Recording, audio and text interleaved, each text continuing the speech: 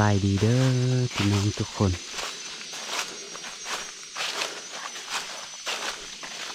วันนี้เนาะเขาไปลบปลาเนาะหรือว่าไปเที่ยวปลาเนาะส่วนนี้เนาะมา2 คนนะพี่น้องเนาะ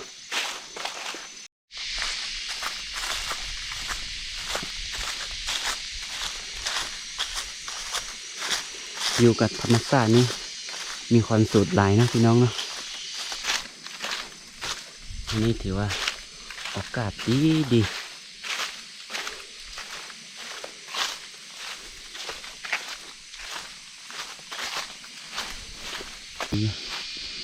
บนเฮาสินอนเมนบนนี้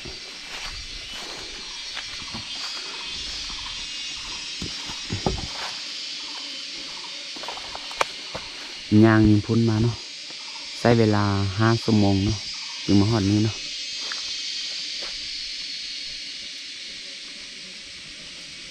คืนนี้นะเฮาสินอนนี่เนาะยิงกะลอและหลักกะลอนี้เนาะเอาเครื่องเมียงก่อน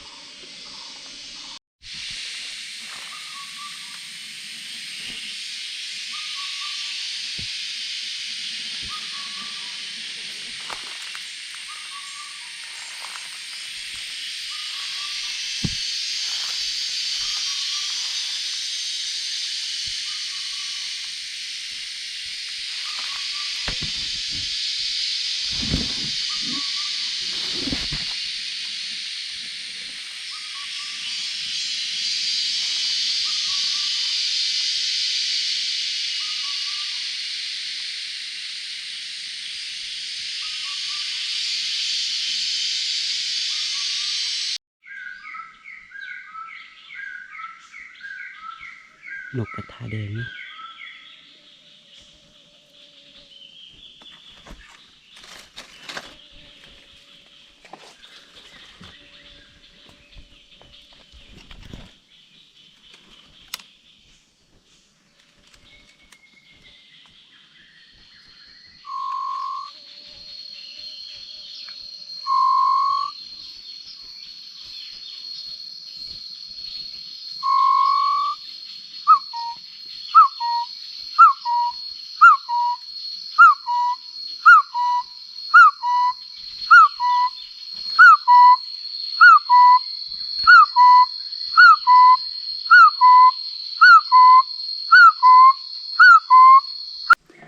มาทางนี้แล้วก็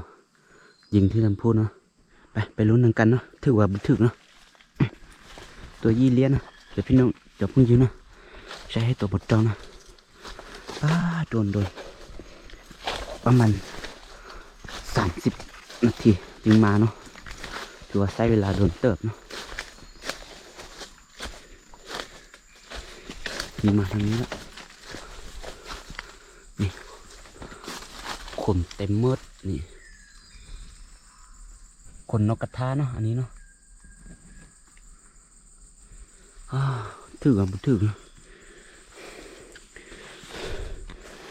ถือแล้วเนาะได้แล้วพี่น้องนี่นกกระทา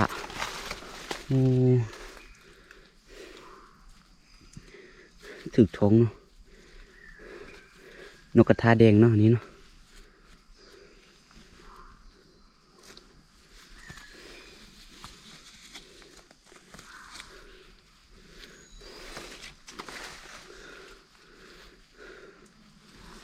ได้ตัวหนึ่งเนาะบ่เห็นเนาะใกล้จะมืดแล้วพี่น้อง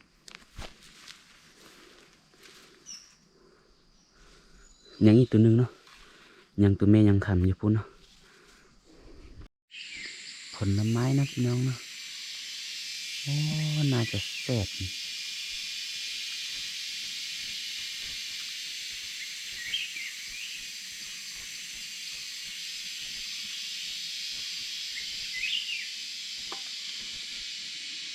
เปรี้ยวเนาะ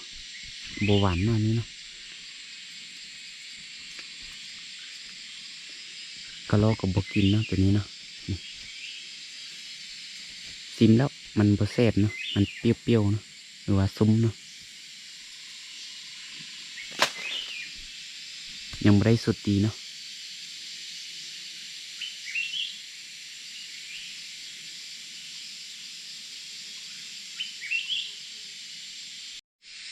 ใกล้จะมืดแล้วเนาะพี่น้องบ่มีแววแววจะเห็นกะโลเนาะก็เลยหาเตะของกินเอาเตะปีก้อยตัวนี้เนาะปีก้อยตัวนี้ไปปิ้นกินเนาะถือว่าสองน้อยเนาะพี่น้องเนาะคืนนี้เนาะกินแต่ปีก้อยเนาะ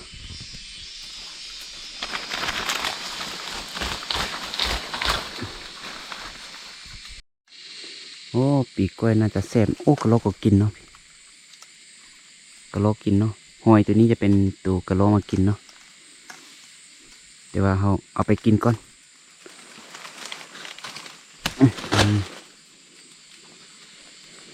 ถ้าว่าไปนี่ในพันธุ์สย่างยิงในกะโลเนาะเขาสิปลุกเต็งใส่กะโลกินเนาะเห็ดเมียวแซ่บๆให้พี่น้องเบิ่งกินเนาะถือว่าอยู่ในป่านี่เนาะกินปีก้อยนี่ก็แซ่บแถวนี้เนาะบ่เห็นผลไม้หรือว่ามักไม้เนาะที่กะโลมากินเนาะก็เลยบ่เห็นกะโลจักตัวเลย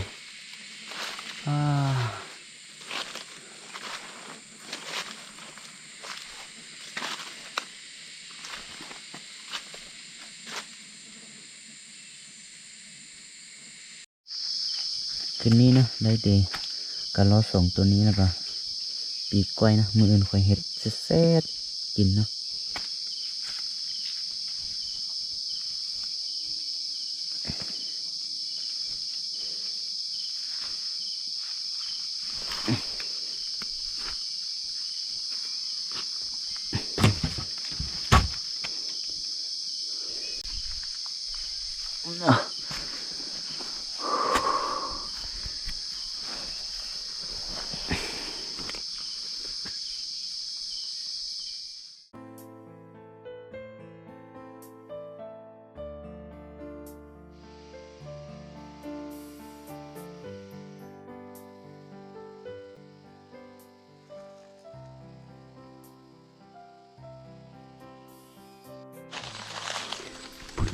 ผลไม้ตัวนี้ก็ลอกก็เก็บกินเนาะ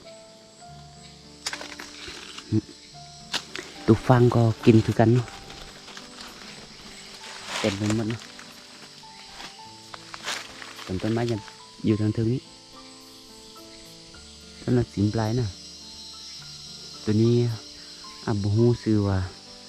เอิ้นจังใดเนาะถ้าว่าพี่น้องคนใดที่ฮู้ซื้อเนาะคอมเมนต์มาให้พี่ซีเนาะนี่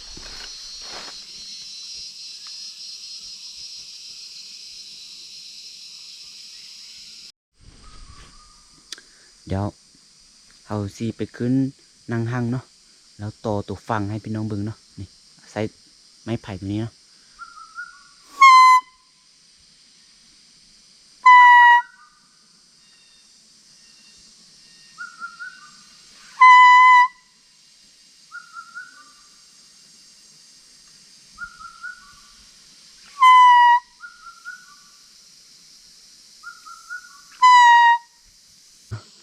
อาจจะมีตัวฟังและตัวหมูปลาเนาะมาลอกกินแถวนี้เนาะเดี๋ยวพี่ซีจะไปนั่งห้างเนาะตรงนี้นั่งห้างตรงนี้นั่งประมาณ5 ชั่วโมง6 ชั่วโมงเนาะจะมีเวทเวียวเห็นตัวฟางบ่ตัวหมูปลามาผ่านแถวนี้บ่เนาะ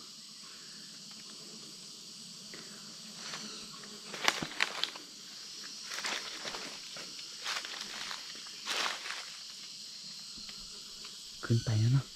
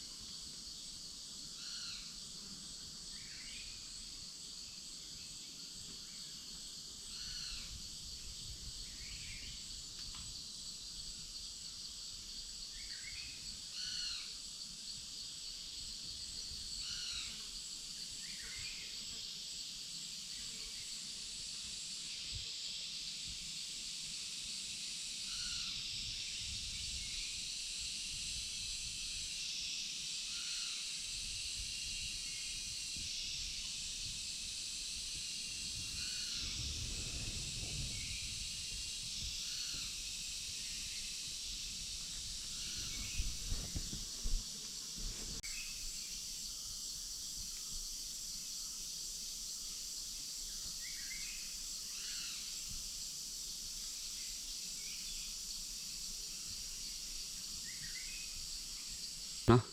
เดี๋ยวนี้นางได้ประมาณ6 ชั่วโมงแล้วเมื่อยไหลถือว่าบ่มีแววเวียวมีอย่างมาเกือบขึ้นเลยเนาะก็จะลงไปแล้วลงไปยิงกระโลหรือว่าล่าสัตว์ต่อเนาะว่าแถวนี้มันเก่านิดนึงแล้วมีคนมาก่อนแล้วเนาะสัตว์ป่าก็เลยบกล้ามาแล้วเนาะ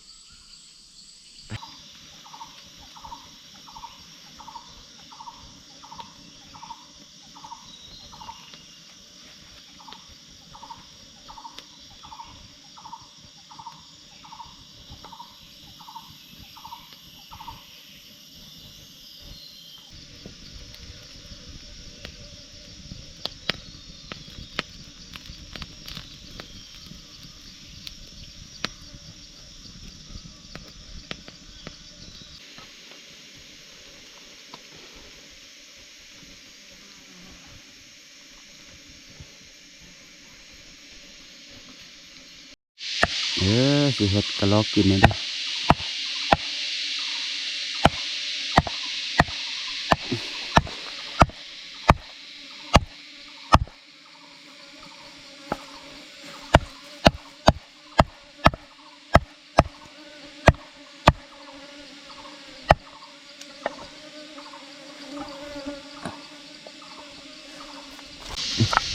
เฮ็ดเนี่ยแซ่บๆกินเด้อพี่น้องเด้อ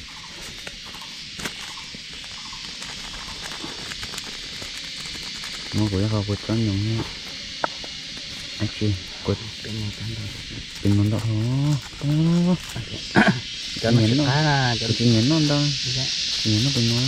จะมาสุก้า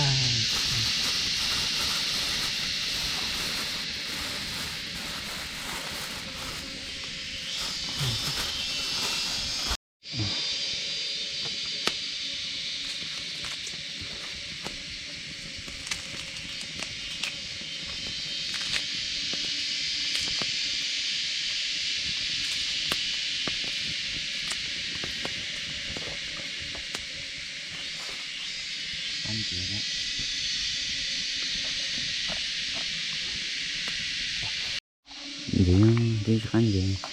mình xếp đứaหัวปีก็พอไปได้หน่อยมั่วหน้าหัวหน้า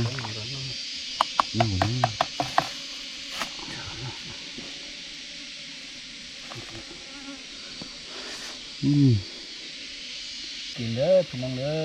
กินข้าว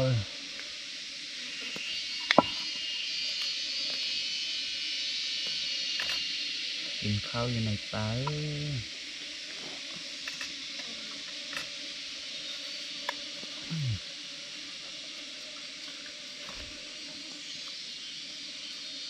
เห็ดเรา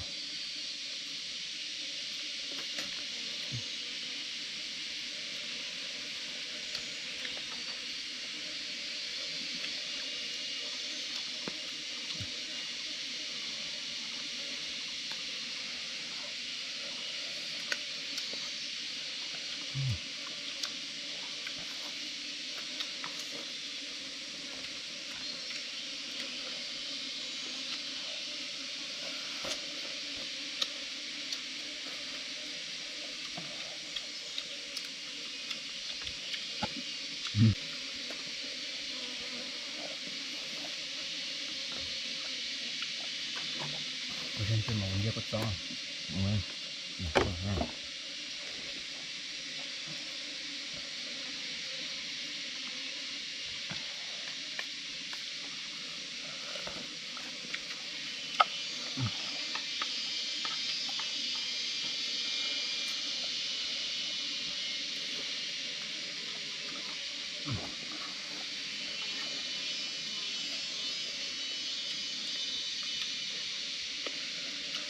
ก็ล้อใส่หัวปีนะ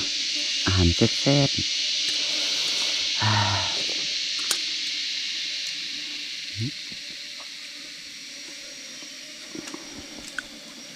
ลองจุ่มเอา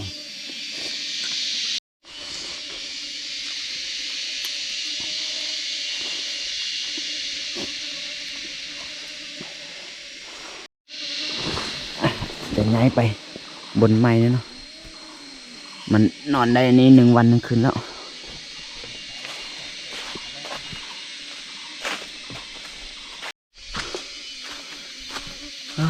อย่าเมื่อบ้านแล้วพี่น้องเฮ้ยแล้วก็ให้พี่น้องช่วยติดตามช่องพีซีเนาะเป็นกำลังใจพีซีเนาะคลิปต่อๆไปเนาะเจอกันคลิปใหม่เนาะ